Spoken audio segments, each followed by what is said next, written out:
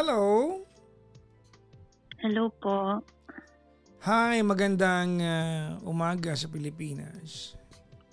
Magandang gabi po sa amin. Asan ka? Bahrain po.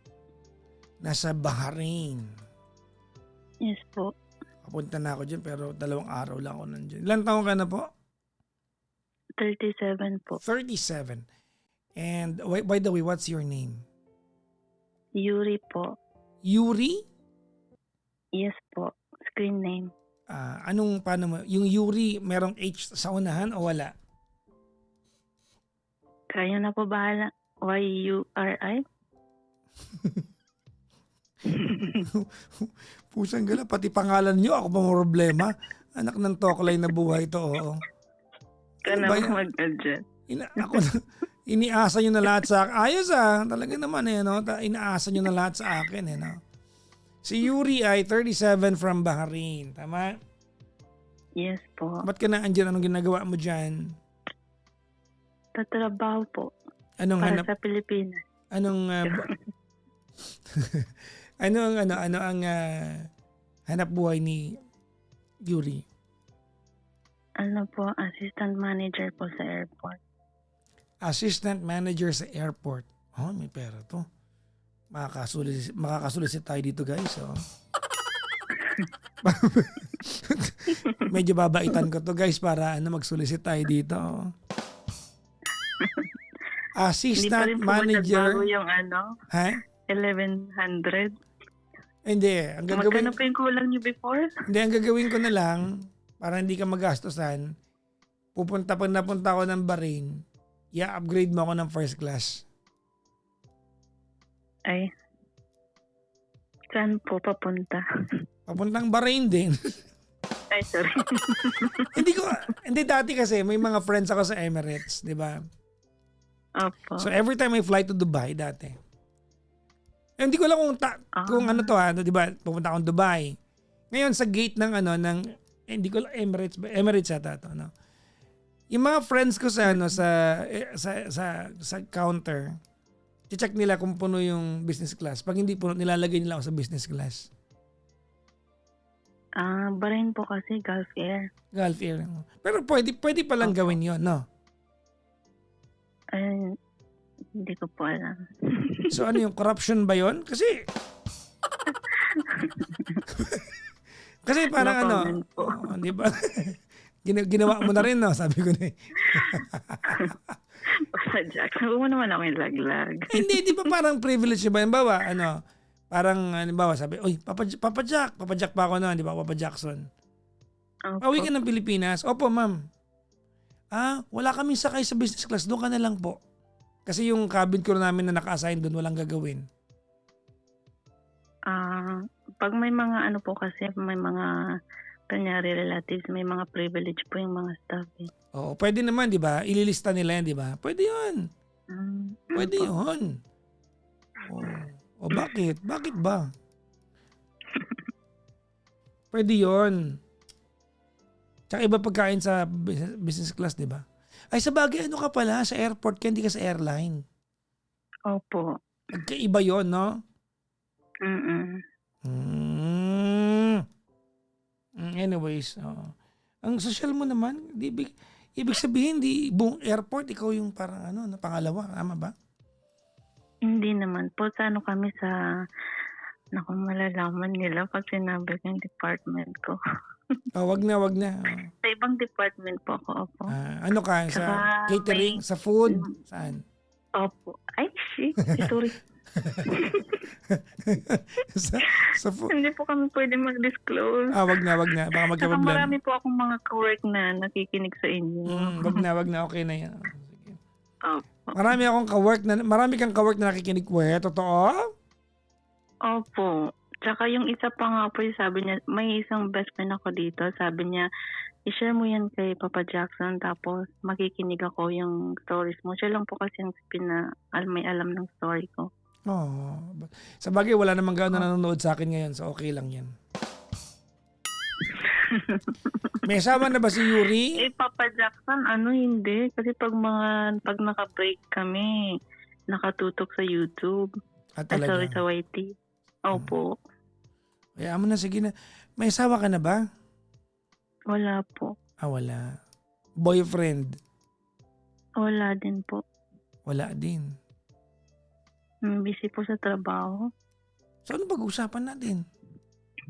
Ano po, yung tatay ko po. Kung may mga tatay sanang nakikinig. Family ano po. A family problem? Tsaka, opo, gusto ko lang po kunin yung ano niyo, point of view niyo po as a father. Mhm. Start na po ba? Sorry. Sige lang. Nag-start po to sa yung family ko po kasi dati, way back ito yung pagkaka-start ng family matter namin. Mhm.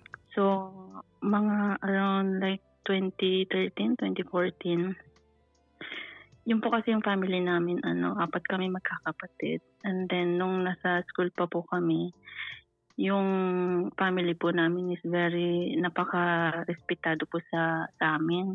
Saan ba yun sa inyo, ma'am? Credibility. Ay, sa sa Mindanao. Mindanao. Okay, sige. Opo. So, napaka po, yung credibility lalo na po yung tatay ko. Mhm. Kasi siya po dati yung peacemaker sa amin. Para siyang parang, ang tawag doon, duki, ganun ba yan? Opo. Tapos halos araw-araw po may mga bisita kami. So, parang yung papa ko po wala siyang work. Parang mga sidelines lang. Nakukuha niya dun sa mga inaayos niyang mga gulo. Yung mama ko lang po ang provider. Government employee po. Okay. Tapos nakikita ko po kasi nung high school ako, college, sabay-sabay kaming kumain. Mhm. And then parang naano ko po na sana ganito din yung family ko in the future. Masaya, tapos walang problema. You mean your own family? Yes po. Okay. Hindi naman masamang aspirations yan. Oo, kasi halos lahat, walang problema po. Nakikita ko yung parents ko na maayos naman sila, walang argument. Mhm. Opo, nakita ko po simula nung bata ako yung sacrifices ng mama ko. Kasi yung ate ko po, pinagtapos niya ng nursing. Kaya lang po yung kapatid ko, yung kuya ko po pasaway, naging addict siya. Okay. So, naging problema po yun ng mama ko. Mhm. And nagsimula po yun nung yung after graduation ng ate ko, nakipagtanan siya. So, malaking gulo po yun sa amin eh. Ilang kayo magkakapatid? Yung kapatid mo nalulong, tapos yung ate mo na nagtanan. Ilang kayo? Opo, ako po yung pangatlo, tapos may bunso po kami. So, 4 kayo? Opo. Okay. Tapos, nung nangyari po yun kasi nasa college ako, so tinawagan nila ako na umuwi daw po ako kasi may malaking gulo sa amin. Mhm. So, that day lang din po sinabihan ako na baka pati ako patigilin sa school. Okay. Kasi baka mag-aya din daw po ako sa ate ko. Okay. So, and then that time, pinaglaban ko po talaga na makatapos ako ng pag-aaral. Pero tsaka yung mga uncle ko po, sabi naman nila, wag daw ako i-judge kasi magkaiba naman daw lahat ng tao in general. So yun po, in short, nagtapos ako ng college.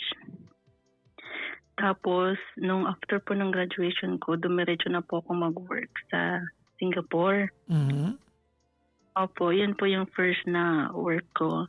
And then, yung first na sahod ko po, kasi yun po yung number 1 na pinaka-proud ako sa sarili ko. Kasi yung first na sahod ko, hinuli ko lahat sa mama ko. Mhm. Kasi sabi niya sa akin, bakit ko daw pinadala sa kanya lahat. Sabi ko kasi nakita ko yung sakripisyo mo sa amin. Tsaka ito po yung pinramis ko sa sarili ko na yung first na sahod ko sa kanya lahat. Okay. Tapos, after po nun, umuwi po ako ng Pilipinas after ko sa Singapore. Nagpahinga lang po ako ng konti. Tapos, after po, nag-apply na po ako para sa Middle East. Mhm. Opo, tapos, yung mga during application ko po, doon na po nag-start yung problema ng parents ko. Nag-start na po yung affair ng papa ko. Oh my God, okay. Opo. So, yung kad-apply ko po kasi sa Maynila to Mindanao, back and forth ko noon kasi it's like isang taon po tinatawagan ako ng mama ko na balik ka kasi hindi daw niya makaya yung nangyayari sa kanila ng tatay ko. And then hindi During daw that po time, kasi ang kasama na lang ng mama mo yung bunso ninyo. Opo, kasi Okay. yung ate ko po that time may pamilya na po, may mga anak na. Okay. Tapos yun pong nangyayari po sa akin, may one time pa po nun, naglalaba ako doon ako sa boarding house namin sa Maynila. Kasi yung sa ano po, parang sa Espanya ata, yun yung mga boarding house doon kasi malapit yung mga agency. So gabi po noon, ito po yung pinaka-worst na nangyari. Gabi po noon, naglalaba ako. Then bigla pong tumawag yung mama ko. Malakas po yung ulan noon. Sabi niya sa akin, uwi daw ako ng Mindanao kinabukasan na. Sabi ko, anong nangyari? Sabi niya, naiyak na siya that time. Sabi niya, hindi ko na kasi makaya. Parang na-confirm na daw po niya yung affair ng papa ko. Naiyak na siya noon. Sabi niya, hindi ko ma-share sa ate mo kasi ayokong magka-problema siya kasi may asawa na siya tsaka anak. So, kinabukasan po, doon ako nagsampay sa Mindanao. Yung mga nilabhan ko nung gabing yun. Ha? Opo. Kasi yung ka-boardmate ko din po na bigla nung pagkatapos ng nilabhan ko, nilagay ko na po sa maleta. Inuwi mong basa? Opo, kasi umuulan din po that night eh. So ano yun? Ang bigat sa aeroplano nun. Yun po, basa po. Tapos doon na po ako nagsampay sa amin sa Ibig sabihin, Mindanao. ang bigat nun sa ano? Parang, di ba, tinitimbang yun? Konti lang naman po yung damit ko noon. Parang isang hand carry na yung maliit na luggage. Opo, kasi plano ko po talaga after ng application ko, pag okay na yung medical ko, everything, parang visa na lang pang aantayin. Uwi po ako ng Mindanao. Kasi sayang naman po kada araw magastos sa Manila eh. Yun po. Ang galing mo, no? Din po. Naglaba ka ng Manila, sa Mindanao ka nagsampay. Parang buong buhay kong ginagawa ito, ngayon ko lang narinig to. First. Opo. Nabigla nga po sila. Yung mama ko lang po ang nakakaalam. Sabi nga din daw niya na huwag ipaalam sa mga kapatid ko or sa tatay ko na uuwi ako. So ang nagbukas po sa akin yung bunso namin, nabigla siya kasi dumating po ako kinabukasan. Tapos, after ko po, hindi ko pa po sinampay kasi nadatnan ko po yung mama ko na naiyak. Umiyak siya ng sobra. Tapos, inutusan niya po ako na bumili ng, nakalimutan ko na po kung anong bibilhin ko sa tindahan sa labas. Tapos, dinaanan ko po yung papa ko. May signal naman po kasi sa bahay. Doon ko lang po nakita ang sakit po kasi pag ikaw na mismo nakakita, naka-witness. Pagdaan ko po sa tindahan, nakikipagtawagan po yung tatay ko na parang, alam niyo po yung galawan na hindi naman kaibigan mo lang yung katawagan mo. So kumbaga alam mo na may kalambingan sa telepono, parang ganon. Opo, kasi dati po kasi yung telepono niya nung wala pa siyang affair, yung telepono niya po nakalagay lang sa lamesa, kasi mahina po dati yung signal sa amin eh. So, minsan po, pag may nagme-message, tumatawag, pinapasagot niya sa amin, pinapabasa, pinapareplyan. During yung 1 year na po yun, hindi po mahagilap yung telepono niya, tapos naka-silent po. Tapos pag may tatawag, lumalayo po siya sa bahay. Okay. Tapos nung gabi po yun, nagkatitigan kami ng tatay ko. Parang siya din po, nabigla na nakita ko siya. Tapos nung pagbalik ko po, naiiyak na po ako kasi naawa ako sa mama ko. Sorry. Okay lang. Kasi yung mama ko po nasa bahay, nakatunganga, parang nag-overthinking. Tapos yung tatay ko nakipaglandian sa labas. Tapos nung pagdating ko po sa bahay, parang hinabol po ako ng tatay ko sa may pinto. Sabi niya, huwag mo sasabihin sa mama mo kung anong nakita mo. Sabi niya. So sa part na yun, parang pang-amin na rin yun no? Opo, sabi niya. Tapos nung nandun na po kami malapit sa nanay ko, parang sinasadya po ng tatay ko na lakasan yung boses niya na parang may pinapaayos siya sa telepono niya. So ang sabi ko lang, hindi ko alam kung anong problema mo sa telepono mo. Parang kahit papaano, pinigilan ko yung sarili ko kasi naiisip ko po kung sasabihin ko sa mama ko, mas lalo po siyang masasaktan. Tsaka ayoko po mag-away sila. That night Pero may 'di jet ba lag pa ano, 'di ba po. confirm naman na ng mother mo? Bago mo naman nakita yung father mo, kung confirm naman na, 'di ba? Opo, kasi yung 1 year na yon napabalik-balik ako ng Manila to Mindanao. May mga nakita na po siyang mga litrato sa cabinet ng papa ko, yung babae. Nakatrabaho din ng mama ko sa office. Mm. Tapos po, nung gabi na yon, hindi ko na po kasi matiis that time. Pumunta po ako sa bahay ng ate ko. Doon po ako nagsabi sa kanya yung kung anong nakita ko, yung parang confirm na. Hindi ko po kasi masabi sa kanilang dalawa na naapektuhan na rin ako. Kasi yung iniisip ko parang darating na kami sa magiging broken family, tapos hindi ko po alam kung saan kami sasama sa tatay namin o sa mama namin. Tsaka iniisip ko din po na parang bumagsak yung credibility ng pamilya namin.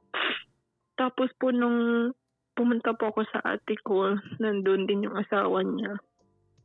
Nabigla din sila na parang kailan daw ako dumating. Sabi ko, hindi yun ang pakay ko.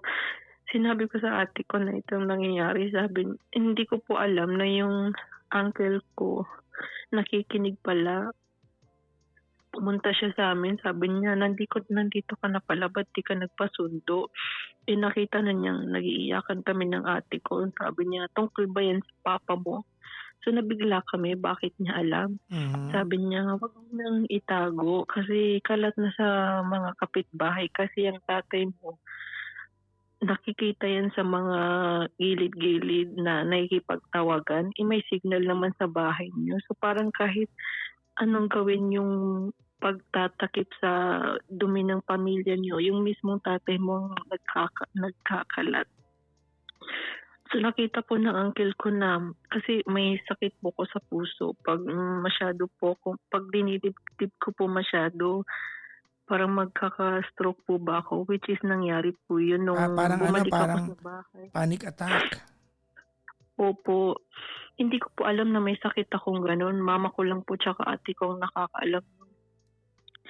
Tapos, nung umuwi po ako ng bahay ng gabing yon, dumiretso na po ako sa kwarto ko. Mhm. Tapos, narinig ko po yung mama at papa ko na nag-aaway sila ng pabulong kasi baka ayaw nilang iparinig sa akin. Tapos, nung gabing po yun, naghalo-halo po yung emotion ko na sumagi na sa isip ko na posibleng maging broken family kami. Mhm. And then, sinabi din daw sa akin ng mama ko ng gabing yun na wag ko na daw kausapin or kumprontahin yung tatay ko kasi may prostate cancer ba yun siya? Sabi ng mama ko. Sabi ko sa mama ko, kung may sakit naman siya, bakit may time pa siyang maki-appeal? Makipag-affair, sabi ko sa kanya. Kasi kasuhin muna niyang sarili niya. Sabi ko parang hindi naman kasi totoo na may cancer. So parang humalo pa po sa emotion ko na parang may cancer yung tatay ko. Kasi sa akin po kasi pag sinabing cancer, parang malapit na. So nang dahil po doon, hindi ko po namalayan na inatake na po pala ako ng Iwan ko pong nangyari sa katawan ko, bigla pong nanigas, tapos nangitim daw po yung katawan ko, tapos yung mga daliri ko daw po parang hindi ko kasi hindi na po ako makahinga that time. Ang natawag ko lang po yung mama ko. So parang nung kasi nakalak po yung pinto, sinira po ng tatay ko na datnan po nila ako na hindi na po ako makahinga. Tapos, nung inano po nila ako, inalalayan nila ako, tinatanong ng papa ko kung anong nangyari sa akin.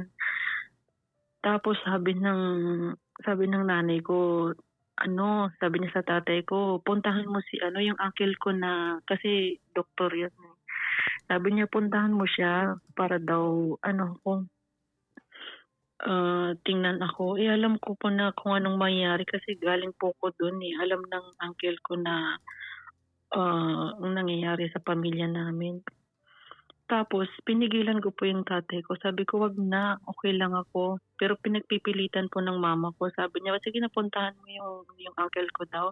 Sabi ko, ma, ikaw na lang ang pumunta. Kasi ang alam ko po, pag yung tatay ko ang pumunta doon, sinabi niya yung kalagayan ko, baka iba pong mangyari sa kanilang dalawa. Kasi masisisi siya, di ba? Opo. Doon po sa oras na yun, pinuntahan po ng nanay ko yung uncle ko. So pati yung ate ko po, yung mga kapitbahay, pumunta na rin po sa bahay. Tapos yung uncle ko nga po yun, sumugod siya sa bahay. Tapos nag-away na po sila ng tatay ko. Sabi niya, hindi niyo alam. Sabi niya, kung kailan pa kayo tumanda, saka pa kayo nagkaganito. Sabi niya sa tatay ko, kung kailan matanda ka na, sabi niya, ngayon ka pa nagkaganito, hindi niyo alam ang naapektuhan yung mga anak niyo. Sabi niya gano'n. Tapos, yung tatay ko naman, sinagot yung ano, kasi iba po sa amin ano po, may mga baril po kasi sila.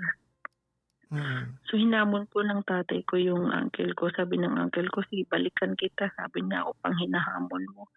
Tapos, yung naisip ko po yun, kahit na hindi, yung ate ko po, minamasahe niya yung kamay ko kasi nga hindi, sabi ng ate ko, parang na-dislocate or something kasi matigas na po yung katawan ko eh.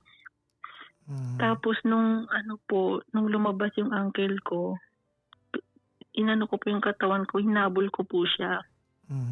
Dami pong tao sa labas. Sabi ko po sa uncle ko, sabi ko, huwag niyang ituloy ko anong gagawin niya sa tatay ko kasi kahit paano tatay ko din siya, sabi ko sa kanya.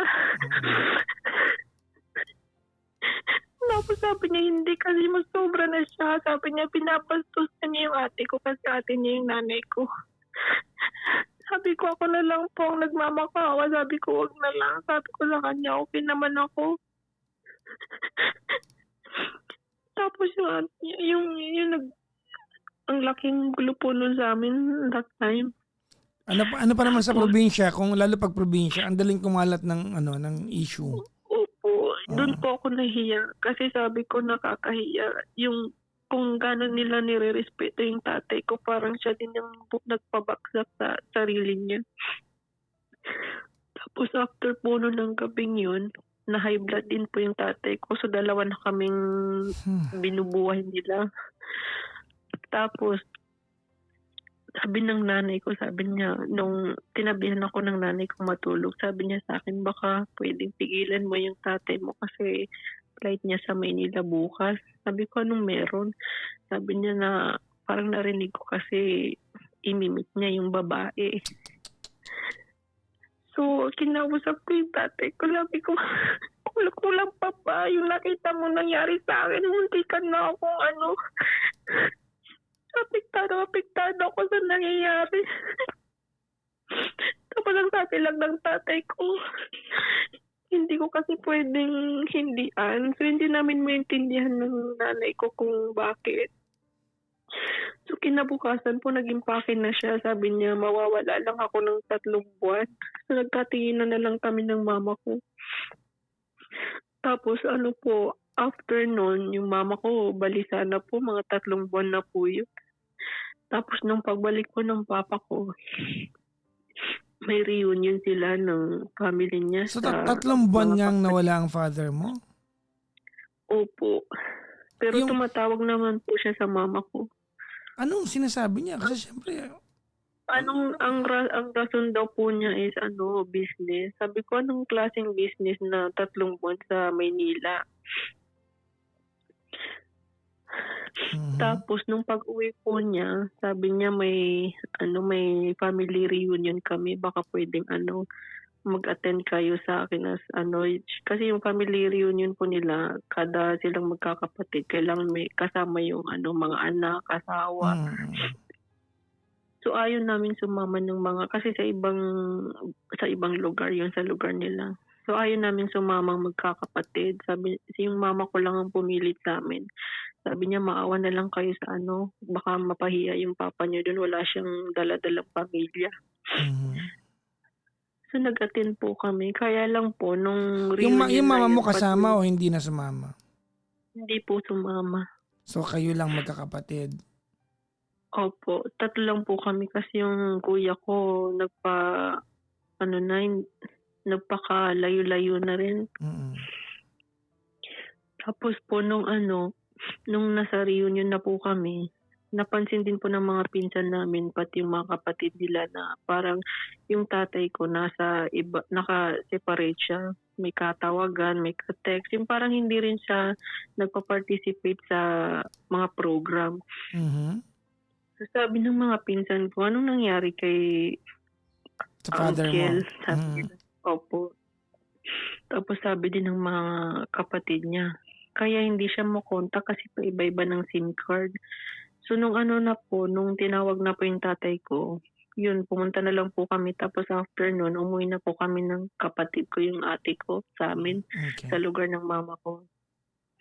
Pagdating po namin sa bahay, hindi po namin alam, inimpake na ng mama ko yung mga damit ng papa ko. Napuno na. Tapos, opo, Mhm. nasa sala na po kasi kinaumagahan po, magsisiuwian yung mga kapatid ng papa ko sa kanila. Magkakaiba kasi yung lugar nila. So, doon sila, minsan kasi pag may mga lakad sila, ang tambayan nila na parang stop over nila sa bahay kasi malaki yung sala. So, in-invite sila ng mama ko. Sabi niya, hindi nila alam na kasi sa amin kasi yung divorce, mabilis lang eh. So, in-invite na rin ng mama ko yung mga kapatid niya. Parang that day din, makikipagpirmahan siya. Tapos yung maghihiwalay sila. Ang masakit pa doon, Papa Jack, confirm na din na pagka next week, flight ko na yan sa Bahrain. Yan na yun. Opo. So parang hindi po ako makapag-back out kasi malaking babayaran pag ganun, pag marami nang nagastos yung agency. Kumbaga, very untimely naman yung magandang bagay na may Opo. trabaho ka pero, di ba? Opo. Okay. Tapos, nung dumating po yung mga kapatid ng tatay ko, tsaka yung tatay ko, nabigla sila kasi yung mga damit niya nasa sala. Tapos yung mga kapatid din ng mama ko nandun. So parang nag-usap-usap sila. Tapos kami ng ate ko, nagsisiyakan kami kasi parang decidido na yung mama ko na makikipaghiwalay siya sa tatay ko. So after noon, parang hindi na nila, ang sabi kasi ng mama ko, na found out niya na nung 3 months pala, kinasal yung papa ko. Oh my God. Na alam ng mga kapatid niya kasi mga kapatid niya halos lahat nasa Manila din. Question, ma'am. Are you Islam po ba kayo, ma'am? Muslim Opo. po? Ah, okay. Opo. Yun lang po yung tanong ko. Sige po. Tapos, ang masakit kasi sa mama ko, parang pati mga kapatid niya, parang na-traitor siya. Oh. Tapos yun po, ang naging naging decision is yun na nga naghiwalay na sila, nagpirmahan na. So parang sabi ng mama ko, dalhin nyo na yung kapatid nyo kasi kung hindi niya rin dadalhin itong mga damit niya, susunugin ko, ganyan. Tapos nung sasama Nung na nalaman nila ng yung mother mo na kinasal yung father mo within that 3 months, kinonfront ng mother mo, father mo? That time po, nung magpipirmahan sila, parang on the spot din, tinanong niya yung mga kapatid ng tatay ko, na kasi nandun din yung witness, yung mga kapatid ng mama ko. So parang yun din, na-confirm din na yun na nga kinasal yung papa ko nung 3 months na yun. Okay. Opo. Tapos nung paalis na sila, niyakap kami ng papa ko. Sabi ko sa papa ko, bakit naman tong tayo sa ganito? Sabi ko sa kanya, bakit mo ginawa sa amin to? Ano bang pagkukulang tayo ng ni mama? Sabi ko sa kanya. Lahat-lahat na lang binigay sa'yo ni mama. Binihisan ka, wala kang trabaho. Lahat si mama, pero ito lang ang isusukli mo sa kanya. Nirespeto ka ng tao nang dahil sa suporta sa'yo ni mama, pero anong sinukli mo sa kanya? Kasi naalala ko po yung mama ko nung kasagsagan ng affair niya. Tinatanong ako ng mama ko, naawa ako sa mama ko kasi tinatanong niya ako yung mga mag-rejuvenate siya. Bumili siya ng mga damit. So parang naisip ko gustong magpaganda ni mama ko kasi baka naiisip niya kung anong kulang sa kanya. Tapos niyakap ko yung papa ko. Sabi ko, pa, kahit ko na next week. Sabi ko, para baka ito ng huli nating pagkikita. Sabi ko, umiyak din yung papa ko. Sabi niya kung may babalik ko lang yung dati. Sabi niya kung alam ko lang na ito ang mangyayari. Sabi niya, hindi ko gagawin to. Tapos nung umalis na po sila, yung mama ko nagkulong sa toilet. Iyak siya ng iyak. Tapos nung pagka next week na yun, nag-flight po ako, sumama sa akin yung mama ko tsaka yung kapatid kong bunso. So nag-stay po kami sa Maynila hanggang sa maka-flight ako noon. Kasi tinawagan din yung mama ko na yung kuya ko ng adik. May malaking gulong ginawa pa. So parang awang-awa ako sa mama ko. Parang isang bagsakan para sa kanya. Parang ayokong umalis noon kasi sabi ko kailangan ako ni mama. Kaya lang wala din akong magawa. Hindi ko alam yun din pala yung last na pagkikita namin ni mama kasi nilihim niya sa akin na stage 4 na yung cancer niya. Pagdating ko po dito mga 2015, after 3 months, minessage ako ng ate ko. Sabi niya nag-collapse si mama. Sabi ko, bakit? Sabi niya, dito kami sa hospital. Sabi niya, kinausap ako ng doktor. Sabi niya, magpa-set ng opinion daw tayo kung gusto natin kasi yung findings niya stage 4 na. Sabi ko, alam niyo ba to? Ba't niyo sa akin nilihim? Sabi ko, anong problema ni mama? Bakit bumagsak ng stage 4 agad? Sabi niya, ang cause kasi kaya siya nagkulak. Nakita niya si Papa nagkakarwash doon sa labas. Ang naisip ni Mama, ang kapal naman ng mukha nito. Parang sa kanya walang nangyari. Hindi ba siya nakikita sa mga kapitbahay? But may mukha pa siyang ihaharap dito. Biglang umuwi yung father mo? Opo. Nagkarwash po sa labas. Yung mama ko nahiya na sa mga kapitbahay. Tapos nung nag-collapse po siya, noon daw sila sa hospital. Sabi daw ng mama ko sa ate ko, huwag niyo ipapaalam kay Yuri na may nangyari sa akin kasi yung kapatid mo may sakit sa puso, baka atakihin na naman. Pero sabi ng ate ko, hindi ko kayang suluhin to. Tapos po nung nabaskan opinion kami, yun nga, umabot na sa stage 5 yung cancer niya. Hindi ko mapatawad yung tatay ko. Tapos nung sabi kasi sa akin ng mama ko noon, kahit anong mangyari, sabi niya kung hihingi sa'yo ng kung ano man yung tatay mo, huwag mong pagbigyan kasi hindi ko kinakaya yung ginawa niya sa akin. Tapos nung kung saan-saan na pong hospital, dinala si mama kasi para mag-try sila ng ibang doktor.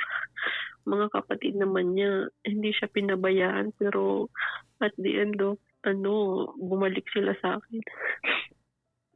Nag-video call kami ng mama ko. Nakaano na siya, yung hindi siya makakain, yung tube lang yung kinakain niya ba yun? Parang nutrients lang. Tapos nung nag-video call kami, sabi ng doktor, wag mong iparamdam o ipakita sa mama mo na na affected ka kasi baka maka-apekto sa health niya. Ang sakit-sakit ng papa niya kasi kinakausap ko yung mama ko, tumatawa ako, ngumingiti ako, pero sabi ko, ma-CR muna ako, pero doon ko binubuhos ka. Tapos nung binalikan ko siya, sabi ko, ma, magaling ka, magpapadala ako ng pera. Sabi ko, kasi kukunin kita dyan. Sabi ko, kumain ko. Ayaw niya kasing kumain. Tapos, bigla na lang siya naiyak, naluha na lang. Tapos yun na, sabi ng doktor, anong nangyari? Kasi na-paralyze yung mama mo. Doon na po na-paralyze na po siya. Tapos nung sabi ng ate ko, nahihirapan ako kasi gustong makausap ni mama si papa. Nandito yung mga kapatid niya, si mga tita namin. Sabi niya hindi nila papalapitin yung papa ko. Yung hiling ng mama ko makapag-usap sila. Tapos ginawa ng paraan ng ate ko. Sabi nila makapunta yung papa ko ng saglit lang makapag-usap sila. Kasi yun ang laging hiling ng mama ko. Tapos nung dumating daw yung minessage ko din yung papa ko. Sabi ko, pa, hanap ka ni mama. Tapos nag-message din sa akin yung papa ko. Sabi niya, nak, everyday akong nasa labas ng hospital. Hindi lang ako makatsyempo. Sabi niya kasi yung mga kapatid niya nandun. Sabi niya, gusto ko rin makita yung mama mo. Tapos sinend sa akin ng picture ng ate ko nung nakapunta na yun na saglit yung papa ko. Nagyakapan sila. Sabi daw ng mama ko, pinapatawad na kita sa lahat.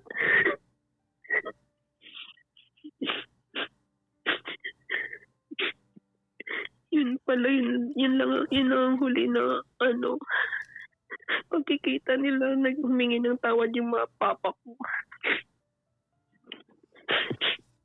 Tapos nung kasi that time Papa Jack nung 2015, di pa uso sa amin dito yung yung messenger. Parang ang gamit pa namin roaming.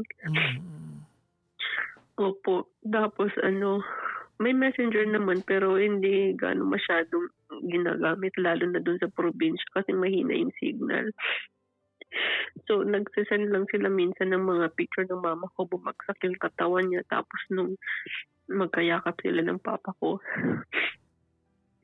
Tapos po nung mga 2:00 po dito ng hapon, naka-off ako nun.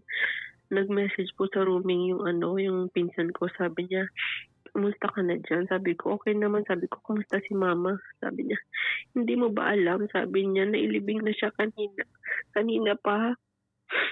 Sabi ko, parang ang tagal ko ayaw mag-sink in sa akin na anong nangyari. Parang kanina lang kausap ko si mama.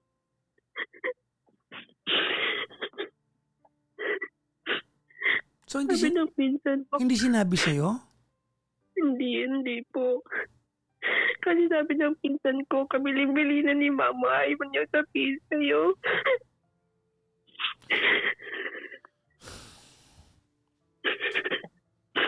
Kasi ayaw ni mama na mag-isip ka masyado. Sabi niya hanggang ngayon ang alam niya, hindi namin sinabi kung anong nangyari sa kanya na hospital. Sabi ko sa ate ko,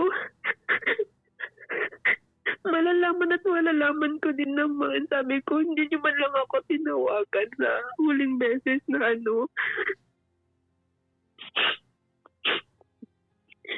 Kasi yung last time po na magkausap kami, yung pinadala kong pera, sabi ko sa kanya, gagastusin yun sa mga papeles niya papuntang Bahrain. Sabi ng ate ko, hindi daw niya yun pinakawalan. Ayaw niyang ibigay sa kanino yung pera. So, it means gusto niyang pumunta dito. So, after po nung nailibing na daw siya, mga after a week ata, minessage ako ng mga kapatid niya.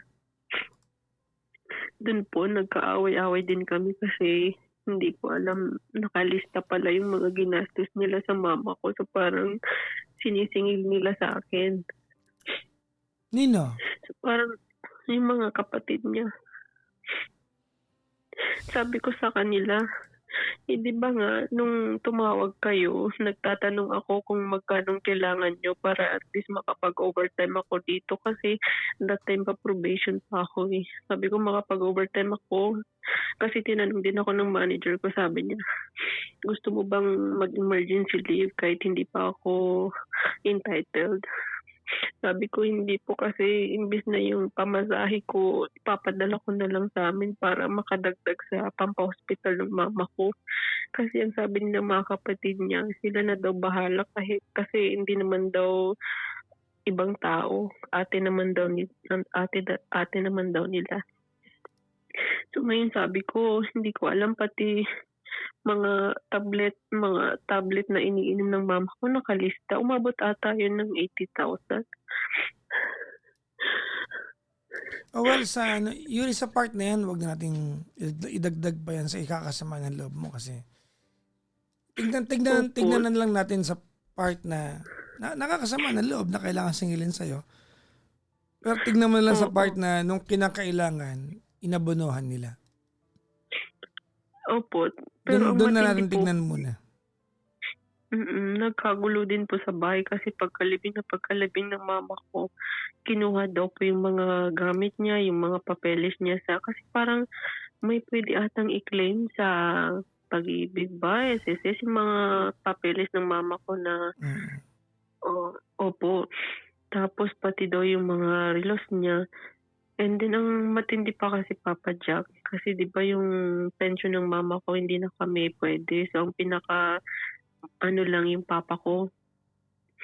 Ang masakit pa kasi doon Papa Jack, yung pension ng mama ko, ginagastos ni Papa doon sa bago niyang asawa.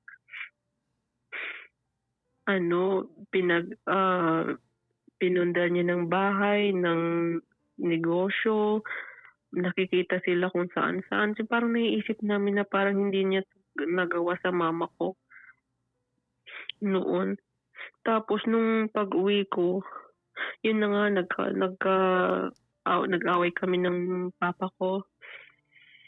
Tapos sabi ng mga relatives namin, sabi nila, patawarin mo na kasi matanda na siya.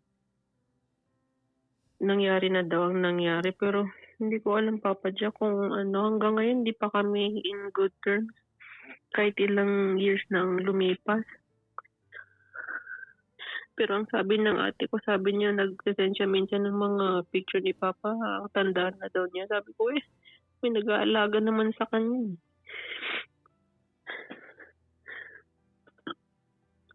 Yung tanong ko lang Papa Jack, kung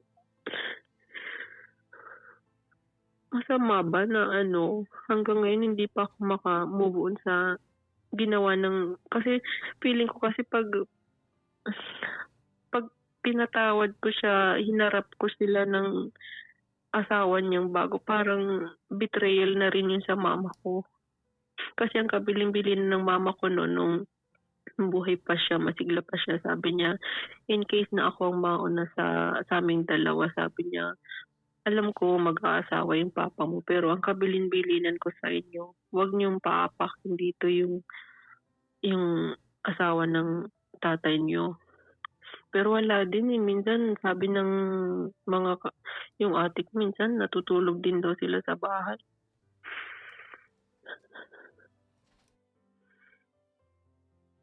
Parang hindi ko po, hanggang ngayon po, parang hindi ko pa siya totally napapatawad.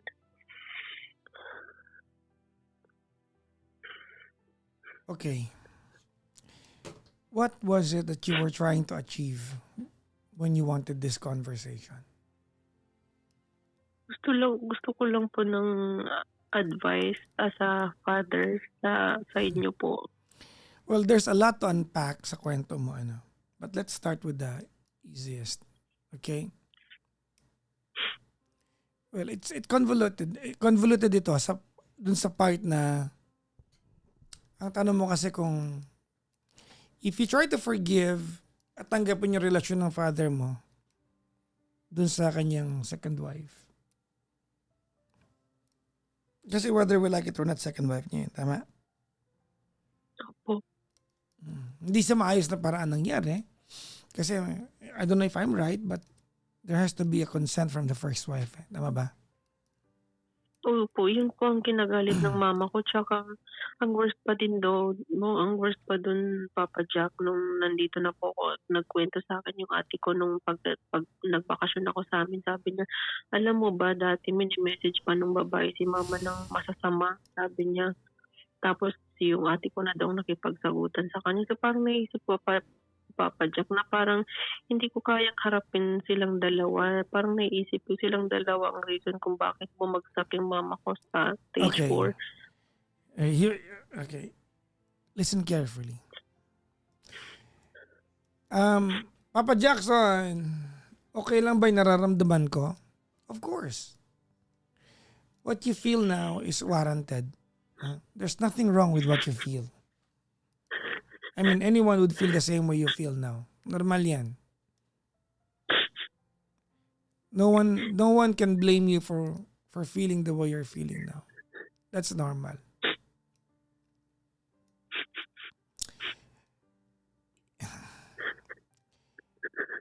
Makikiharapan ka ba yung pangalawang asawa ng tatay ko?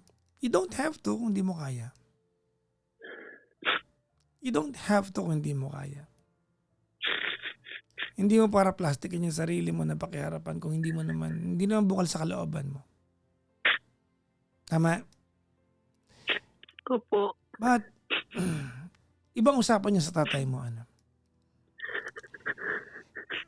Your mom was able to forgive your father. Siya yung pinaka nasaktan dito and yet, she chose to forgive your father.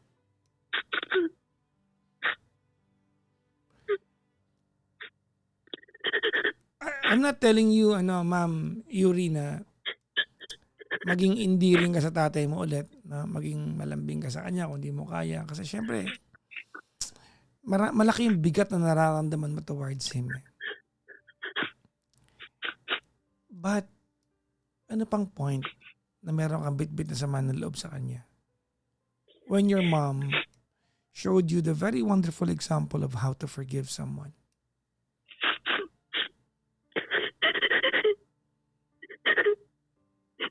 Your mom forgave your father. In spite and despite the fact that naramdaman niya yan, pinatawad niya yung tatay mo. Let me put it this way, ma'am.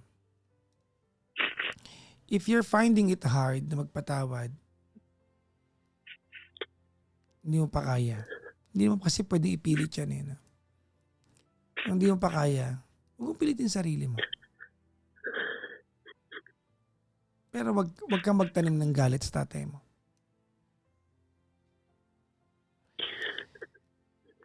You know, at some point, unfair ang buhay dito kasi dalawa magulang mo. May isa ka pa natitira. Tama? Opo.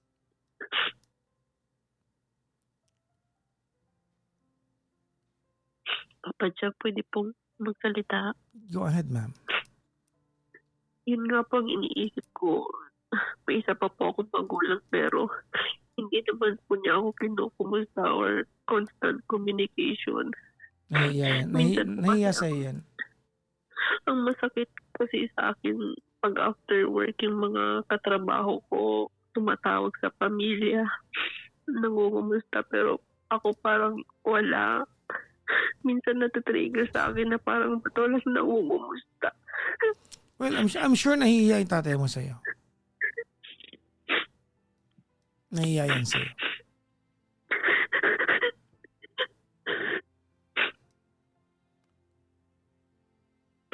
Maybe he does not have what it takes para kamustahin ka. Kasi alam niya kung gaano kasakit yung ginawa niya sa inyo. Maybe that's why.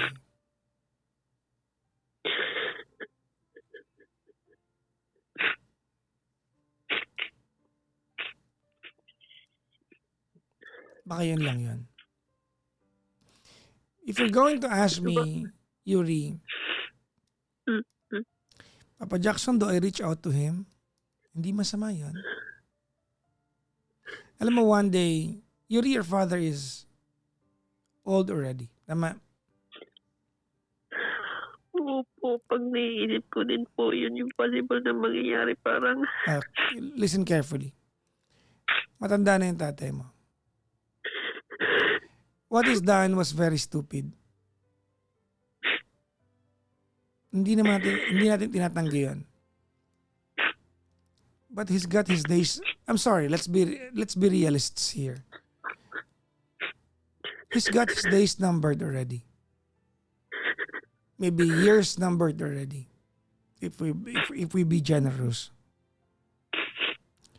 In the amount of time left na meron yung tatay mo sa mundong ito, I wish and I hope that he can have the chance to say sorry to you. And that will only happen pag nag-uusap kayo. It happened to your mom.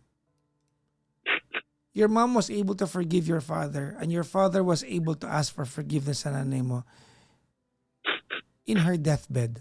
Tama? I hope the same thing does not happen to you.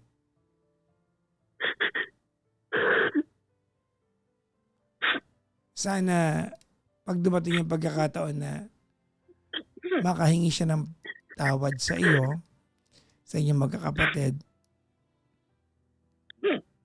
not on his deathbed, not on his deathbed. Yung may panahon pa para ma-enjoy mo yung presensya niya habang nandyan pa siya. Walang amount na, there's no amount of blaming that we can do to bring your mother back.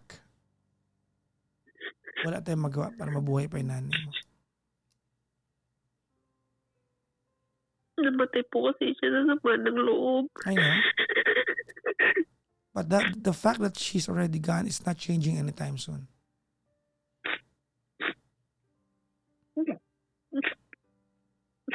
Look, yung tatay mo may kasalanan sa nanay mo. Tama? Opo.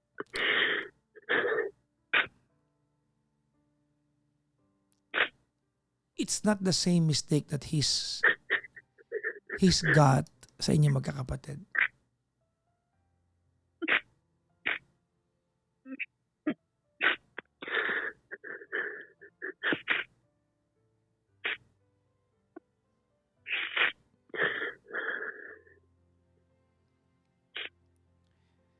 If you want my opinion sa part na to, Yuri, na let's not do it because he deserves it. Reach out to him because you deserve to fill that void of wanting a father while he's still around, habang nandyan pa siya. You do it for yourself. You do it for you.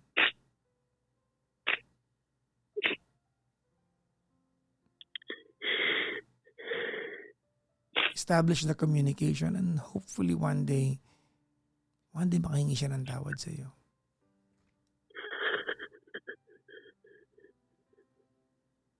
One day makahingi siya ng tawad sa mga sakit na nagawa niya sa inyong magkakapatid. Kung hindi mo niya kaya humingi ng tawad sa inyong lahat, maybe through you, masabi niya. He may have reasons why he did what he did. Hindi man sapat na dahilan. At least marinig mo from him.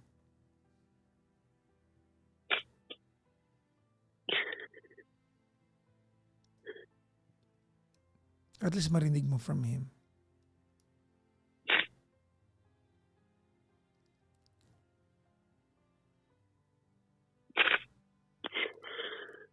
Look, Yuri, Yes po. I don't have the appetite to tell you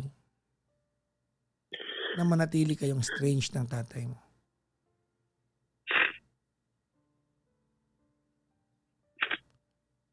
By all means, if you have the chance na makausap siya as frequent as possible, do it. Your mom will be proud of you.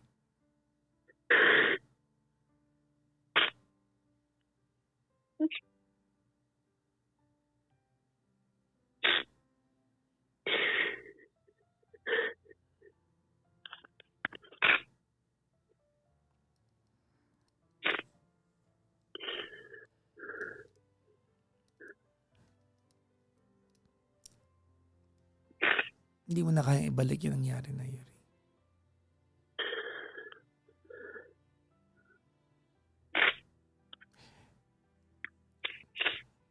Ilang taon yung panganay niyo? Yung ate ko po, Yung panganay niyo. panganay. Sino po? Yung panganay niyo magkakapatid, ilang taon? Ilang taon Ay, na? yung ate ko. Parang 1985. So let's assume that for the first 40 years ng kanilang relasyon, your father made your mom happy. The happiest wife, maybe. For the first 40 years. Maybe in the last 3 to 4 years, he failed big time. Tama? Opo. Huwag mong kalimutan yung first 40 years.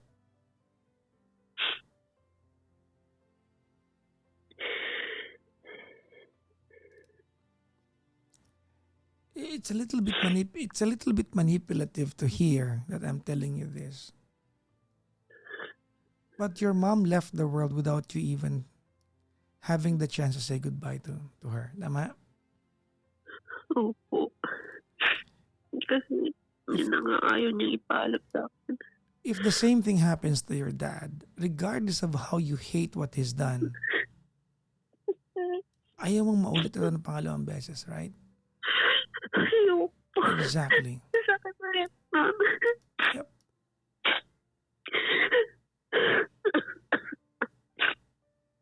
Yun po yung malalang nagtitrigger sa akin dito pag naiisip ko yung nangyari.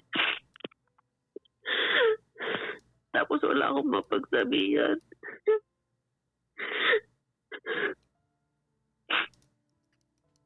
Parang naisip ko literal na mag-isa na ako sa mundo.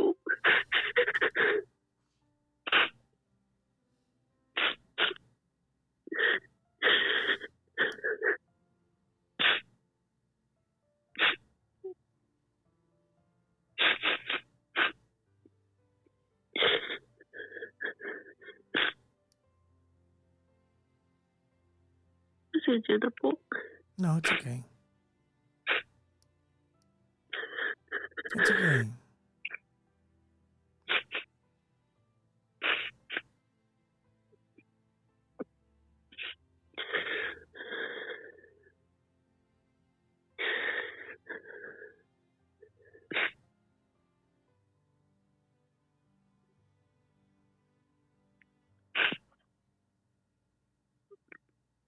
Salamat po, Papa Jackson. For what? Gusto ko lang po kasi mailabas.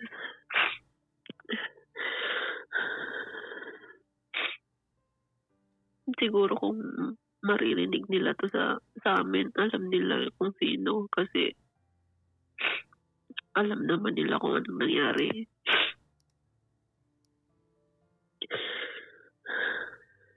Tagal na po kung hindi nakauwi ng Pinas. When can you come home? Ano po? When can you come home? Sana po next year. Next year po. Kung mapapakinggan to ng tatay mo, what do you want to tell him?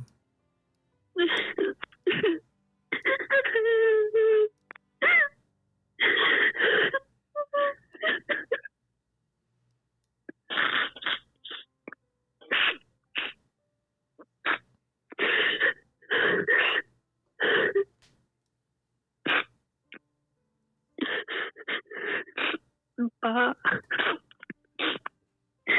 kumustahin mo naman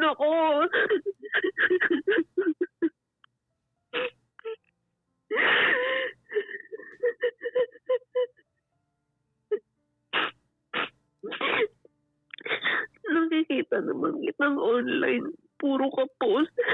Hindi mo man lang ako maisip.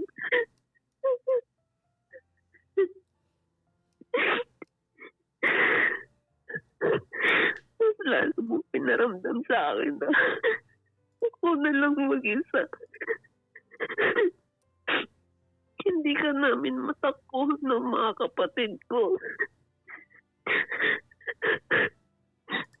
Kahit pa paano kailangan namin yung presensya mo, yung suporta mo. Hindi na, wala nang huwag naisipin yung financial. Wala kaming habol doon. Pero sana mo lang na mga huling sandali mo sa mundo, paramdam mo naman yung dati na nandiyan ka lagi. Ayoko naman magpakalayo-layo, kaya lang pag umuwi ako dyan, ako lang din mag-isa. Iba na yung aura ng bahay, wala na sa si mama. Mas lalo akong ni-stress doon.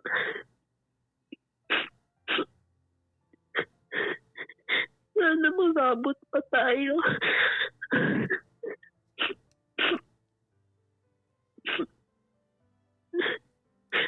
Napapatawad na kita. Matagal na. Kaya lang, kaya mo naman din mag-reach out. Nag-message kasi ako sa kanya, Papa Jackson. Nung kasagsagan ng gera dito. Kasi biglaan na baka akala namin kailangan na namin umuwi. So parang sabi ko sa kanya pa, baka pwedeng baka pwedeng sabi ko, sagutin mo muna yung plane ticket ko. Wala. Wala akong napala. Kaya sabi ko wala. Sulok na talaga. Pero kahit pa paano, pag naisip ko yung mga memories namin, namimiss ko din siya. Yep, it wasn't all that bad.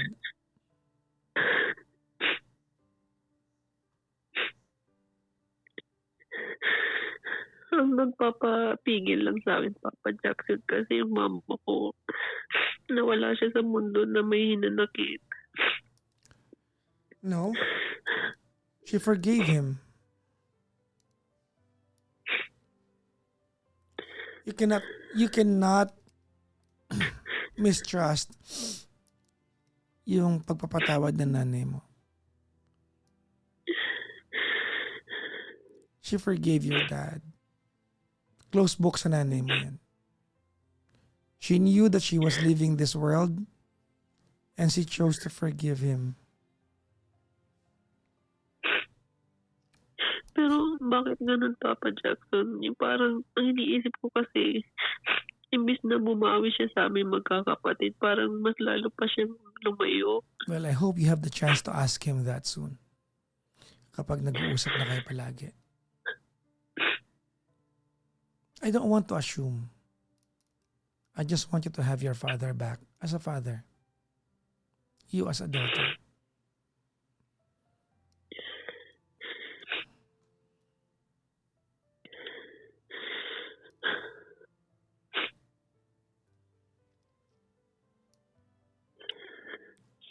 I just want you to have your father back.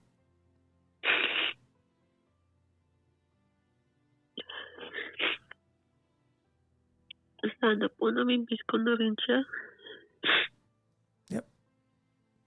Kaya ka umiyak mo.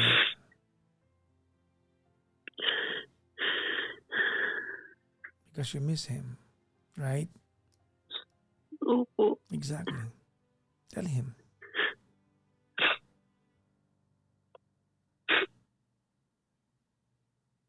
Tell him. Apa? Miss na kita.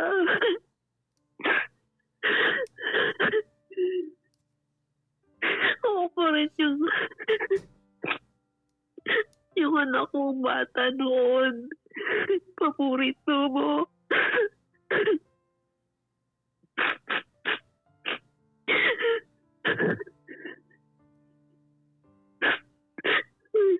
na kita. Ilang years na ako walang natawag na papa. Wala tayong communication. Patawarin mo ako.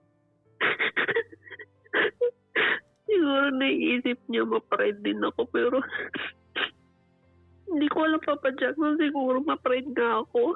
Baka nahiya siya sa'yo. Maybe that.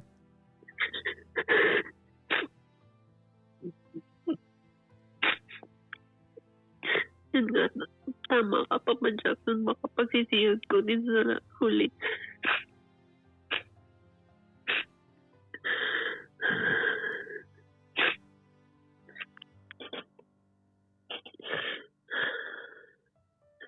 Salamat po, Papa Jackson.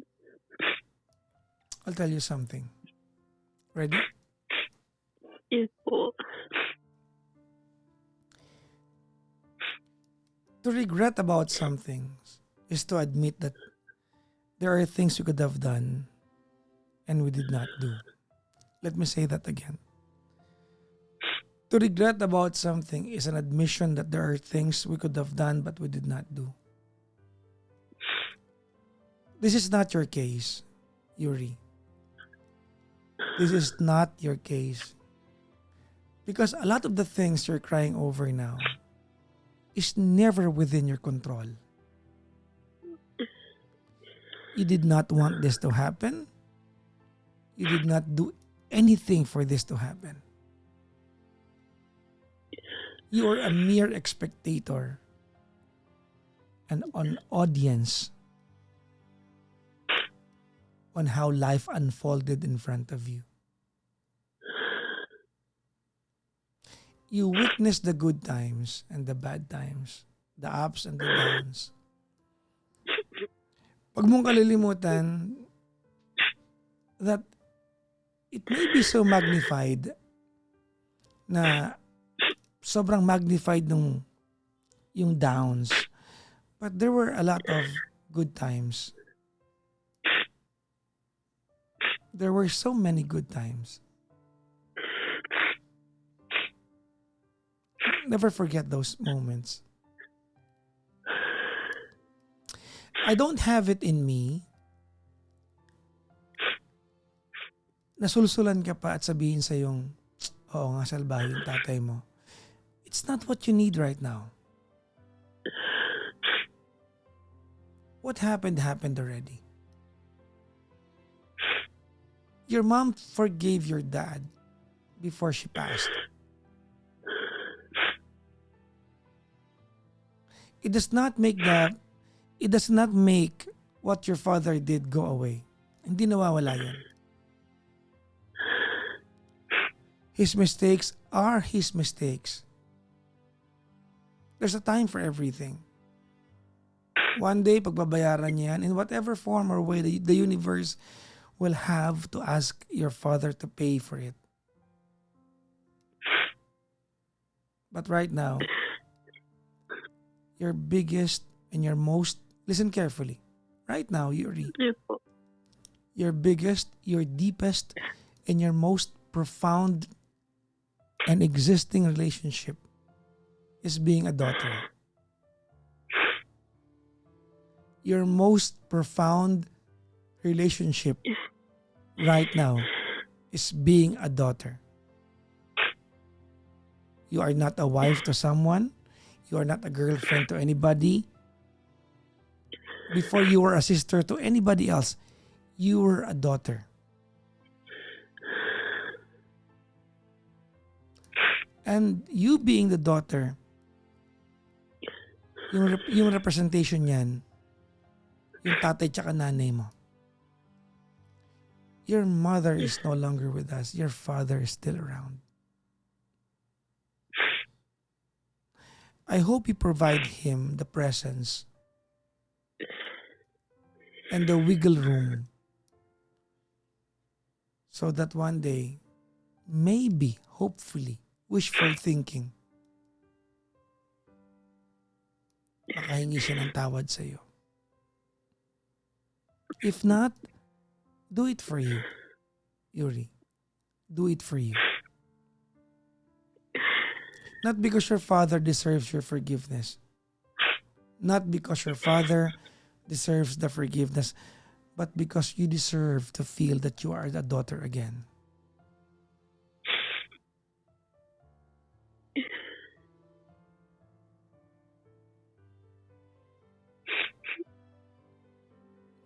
Do it because you deserve it. Not for anybody else.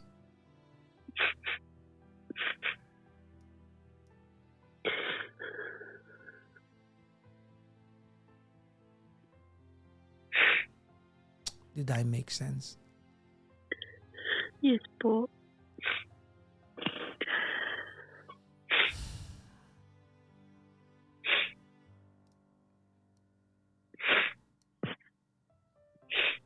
Maraming salamat po, Papa Jackson. Yuri, for Yes what po. it's worth, it may be pointless to do this, but let's do this. If your mom can listen to you tonight, what do you want to tell her?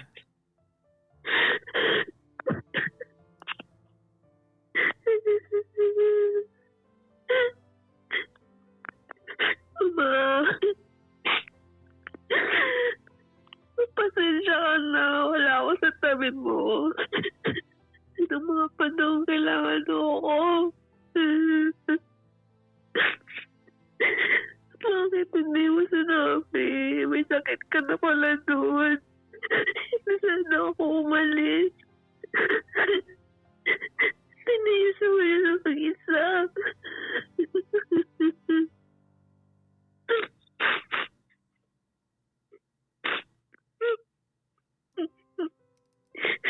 Bakit mo nilihim yung sakit mo? Ang salamis na kay Mama. Wala akong kapagsabihan ng mga problema ko dito. Nangiingit ako sa mga katrabaho ko. May mga nanay po na umumusta.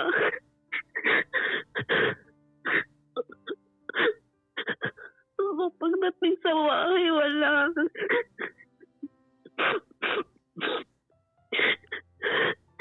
Nililisan ko na lang yung birthday ko kasi alam ko ikaw lang yung nauuna bumati sa akin. Ma, yung pangarap ko dati,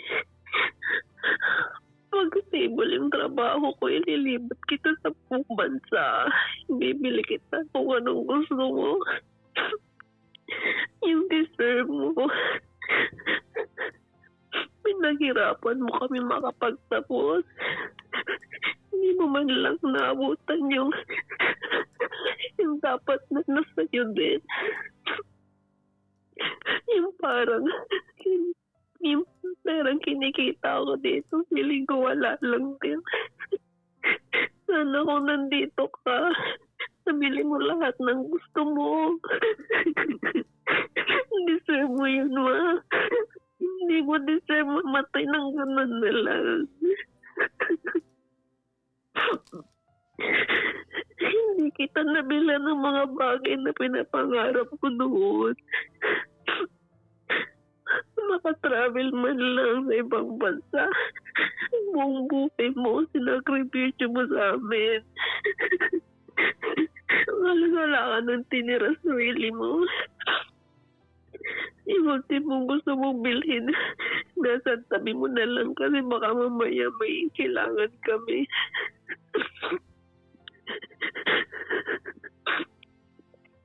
Walang saysay mo kung anong naabot ko ngayon kasi wala ka sa tabi ko.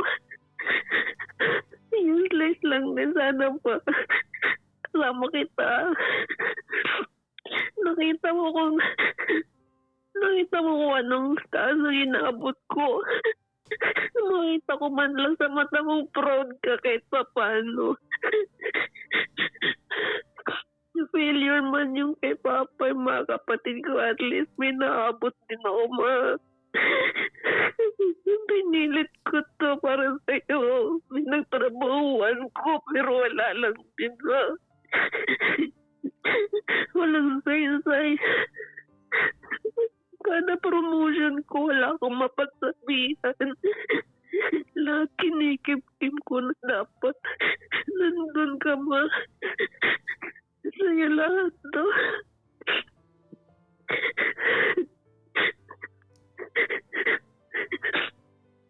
Pasensya ka na mawala ako sa tabi mo noon. May babalik ko lang yun dati. Hindi kita iiwan.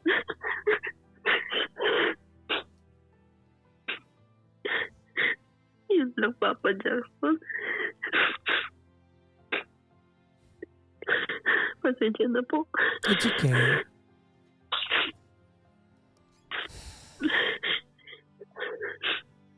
Sabi nga ng pelikula, di ba? Pain demands to be felt. So don't be ashamed that you're in pain. It's normal. That's human emotion. Well, you have achievements. Tell your dad. It may take a while bago ka masanay na sa kanya nagkakwento, but he's all you've got left for a parent. Right? Opo. He's all you've got left.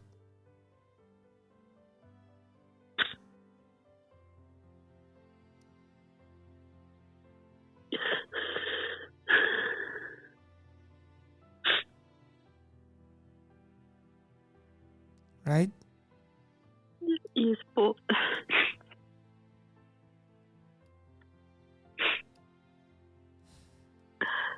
I'm sure your mom is so proud of you. No doubt. Your mom is so proud of you. No doubt.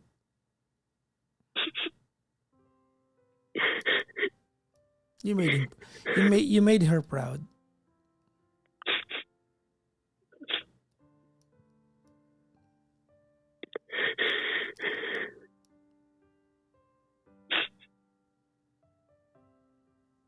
As a matter of fact,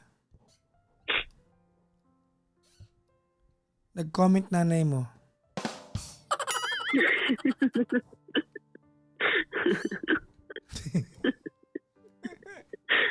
Ano po sabi? Kahit na hindi totoo, pero Hindi, totoo to.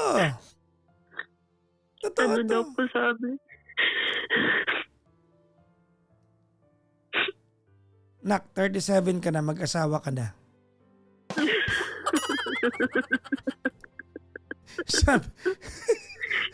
Hindi naman, Mama. Hindi ganun kadali. Babae. Ako pa lang naman akong ito.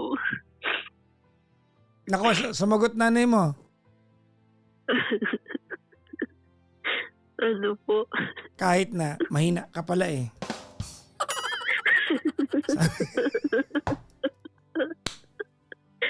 Mama, nahimik ka na dyan. Ay, nako. Ulitin ko ha. Opo. Regrets are manifestations of the things you could have done but you did not do. This is not your story. All that happened was beyond your control. You did not want any of this to happen. I want you to find peace sa part na yun. Okay? Yes po.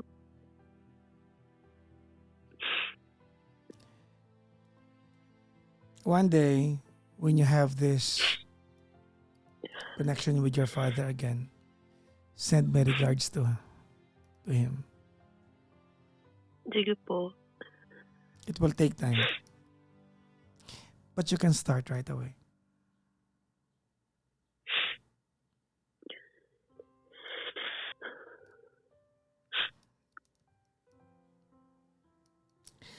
Happy Mother's Day to your mom. I don't know if you celebrate that, but happy Mother's Day.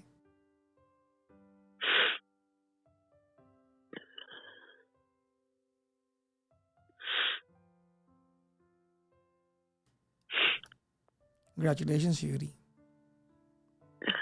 Happy Mother's Day po sa mga viewers niyo po tsaka sa mama mo. Baka humingi ng 1.5 sa inanay kung batiin niyo.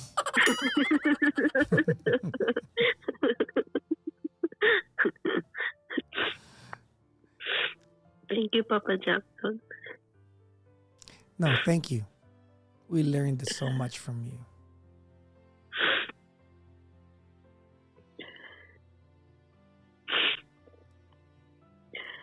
Thank you po, ma'am. Maraming salamat po.